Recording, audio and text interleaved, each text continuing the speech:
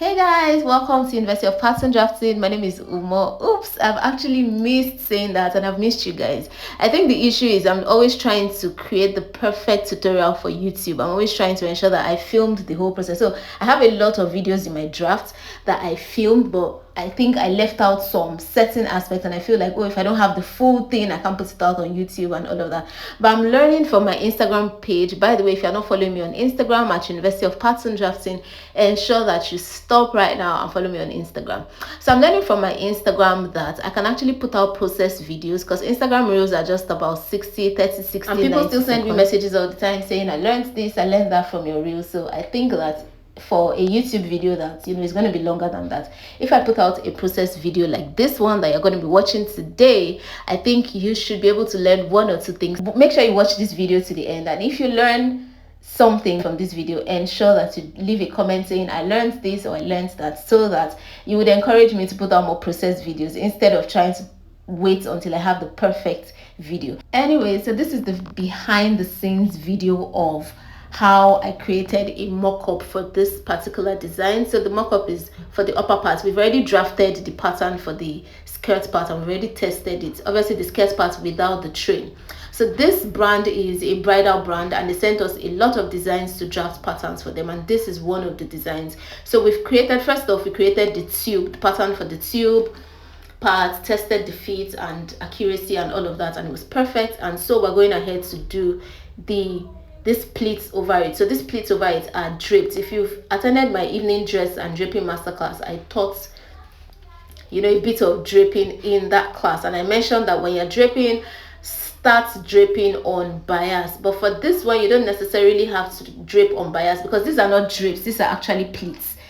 Do you understand? So this is me halfway when I remember to start filming. So this is pretty basic. I'm just picking and pinning, ensuring that the width of the pleats are the same, right? So you can see me draping over the bust. So I'm just picking essentially and pleating. It's just pleats really. So pick and pleats, pick and pleats, pick and pleats, and that's basically what you're doing. So I think at some point, right, if you look at this picture very well, you would realize that I should have done this other side first before this side, right? So I should have gone from right to left instead of what I'm doing right now, which is left to right. So I'm going to have to fix that. So if you have already noticed that, thumbs up. Really, as a pattern maker, one of the things that you have to learn to do is to pay attention to the minutest detail, the depth of the neckline, and even not just as a pattern maker alone, as a designer, as a bespoke tailor, right? Especially as a bespoke tailor, you need to learn to pay attention to details. And as a pattern maker as well, if you work for a brand, if you work with a brand, when they give you designs, one of the first things that you need to do is sit down and actually study that design. What is this neck depth, right? And sometimes you might need to run it by the client. Is 6 okay for the neck depth? Run it by the client. When I'm drafting patterns, I'm literally speaking to the client as I'm working, like I'm sending messages. Are you okay with 67 as the full length? This is a bridal brand. On a normal day for full length, most brands will do 60, but this is a bridal brand, so obviously it has to flow or something like that. So this client wants 67, right? In my opinion, 67 is too long, right? Seeing as it's not the train, it's just the main body of the dress. 67 is a bit too long, but that's what the client wants. So you need to run everything by the clients, pay attention to details. So in a couple of seconds, you see me adjusting, making the necessary adjustment, because it has to go from right to left first before this one. Now I lay this one that I've already done over it, and I'm going to show you how I adjusted that. So I'm just pleating, and then notice that I'm ensuring that what I'm pleating doesn't exceed this half length. You can already see the half length of the actual tube that we created, because there's a foundation garment. As you can see, there's a tube underneath, and you can see the tube I put bra cup. That's the ready-made bra cup, just to give it structure so that I can easily drape over it. So you can see I've cut it, and I've cut it in alignment with what the half length is, right?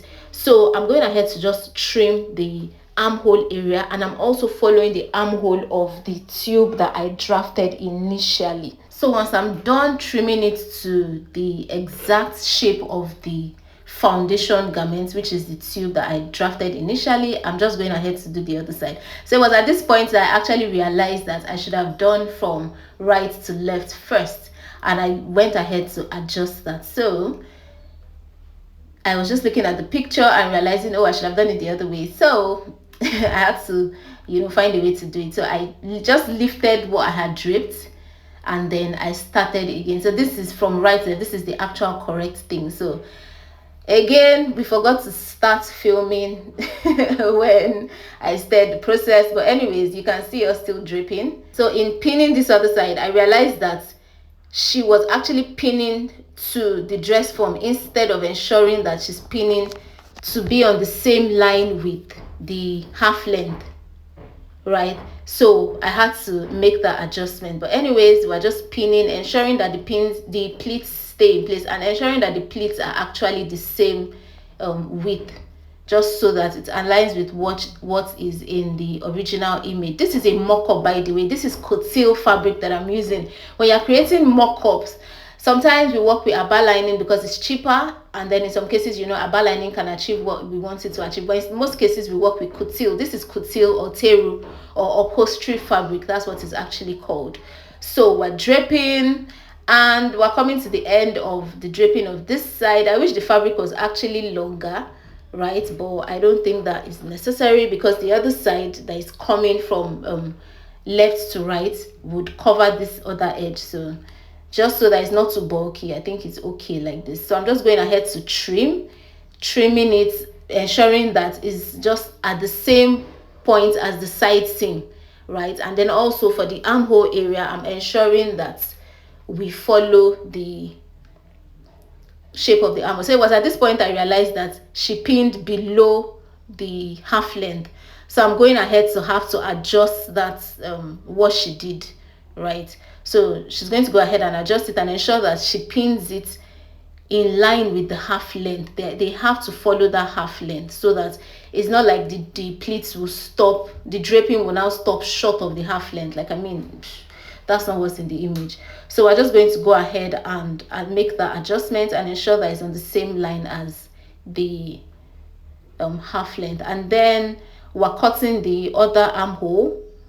We're trimming it to fit the other armhole. Do you understand? So that when they're sewing, they just sew in the rough edges with the fashion fabric, with the main foundational garments, right, that we originally created. So she's also cutting the side seam as well, and drawing out the armhole and just going ahead to cut that out. So this is basically what it is, right? So every now and again when we're working, I have to go back and look at the image. Oh, is this in alignment with what the client sent? Is this what because sometimes clients might make adjustments to certain designs, so you always have to ensure that you go back, read through the chart. Okay, she said she wanted this, she didn't want the neckline to be that deep, she doesn't want the slits that high. And by the way, we've already drafted the pattern for the skirt part, so please don't be asking me to draft the pattern for the skirt part. So we're just making that adjustment that she made a mistake on initially.